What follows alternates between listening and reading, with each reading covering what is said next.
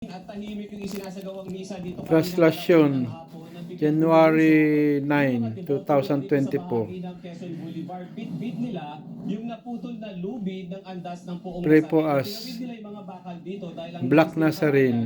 ay maihatid dito sa simbahan. Panginoon ko po, Agad naman silang nakontrol. patawarin sa aming mga pagkakasala.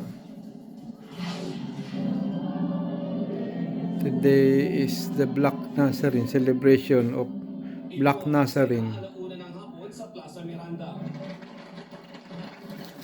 Habang itinaraos ang banal na misa sa Quiapo Church, biglang umingay sa kalapit nitong pinag-aagawan doon ang lubid na naputol mula sa andas. Dinala ang bahagi ng naputol na lubid sa Plaza Miranda na patuloy na pinag-aagawan ng mga tao. Agad isinara ang gate ng simbahan para makontrol ang mga deboto.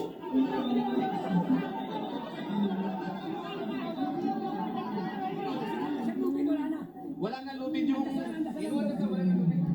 at pananampalataya ang aking nakilala sa translasyon ng itim na Nazareno ngayong taon. Lakat sila, hindi alintana. January 9, 2024. Narito ang aking Live, Quiapo. Yung mga pabanata sa ating pananampalataya bilang Katoliko, ang Jesus ay buhay na buhay. Napaan po ito? Napaan po yan? Kanina ko sa barrier, nagkatulangan ko, kaya... Siya po ang ating tagapagligtas. Si Cecil kasama ang mister na si Nathaniel. Bless this house, O Lord. Protect us from sickness, injury, sickness, and every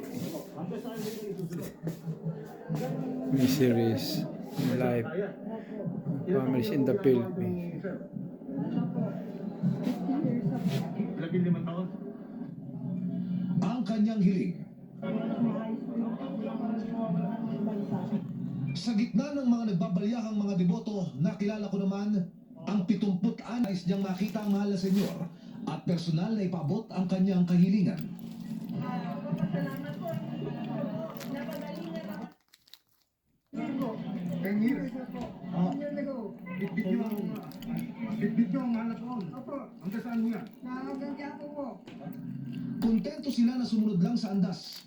Pero ang iba kong nakilala, hindi raw Amen, matutupan ang amen. emosyon kung hindi nakasampa. Praise the Lord. Pag-dive, sandaling humimpil ang andas. Dito na nila sinamantala ang Isa sa mga nakahawak sa andas si Hans, 22 anyos. First time na sumalang sa translasyon.